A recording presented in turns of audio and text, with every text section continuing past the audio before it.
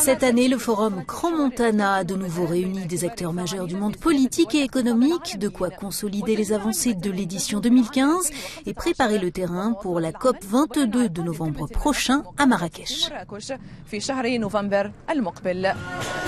L'objectif de ce forum basé en Suisse est d'encourager la coopération internationale. La 27e édition avait lieu à Dakhla, au Sahara occidental.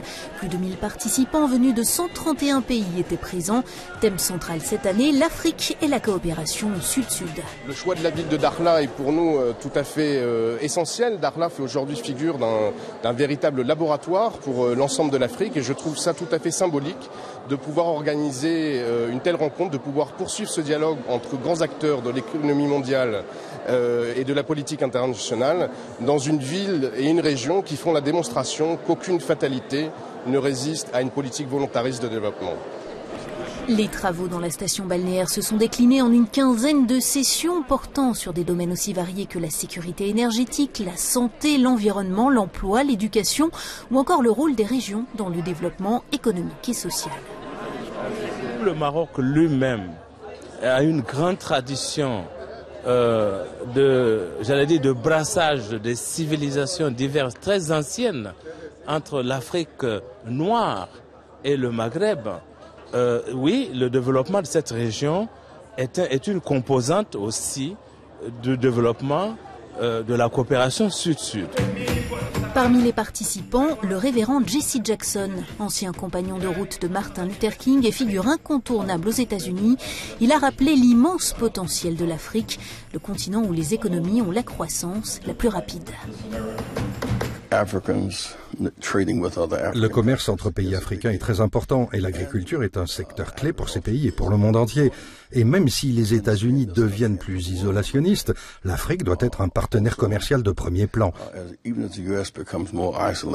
L'Afrique du Sud est le seul pays à être en excédent commercial. Le reste du continent a une relation déficitaire.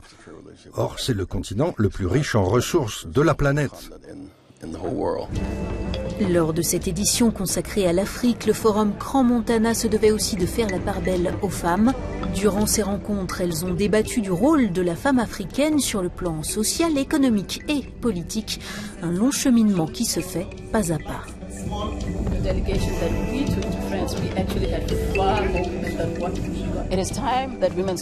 Il est temps que les femmes s'imposent. Elles doivent cesser de rester dans l'ombre des hommes. Nous sommes fortes, nous avons du pouvoir et nous devons apporter notre contribution à ce continent. C'est notre droit.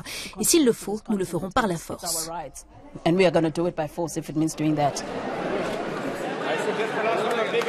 Également présente Roula Ghani, l'épouse du président afghan, qui a reçu lors de cette édition le grand prix de la paix du forum Crans-Montana.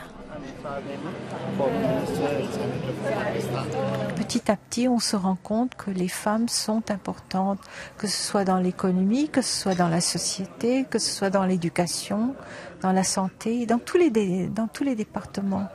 Et je crois que c'est peut-être le XXIe siècle va être le siècle où les femmes vont commencer à avoir un peu plus de poids dans le monde. Les derniers jours, le forum a quitté la terre ferme pour poursuivre ses travaux à bord d'un bateau de croisière, peut-être le symbole d'un nouveau cap pour l'Afrique.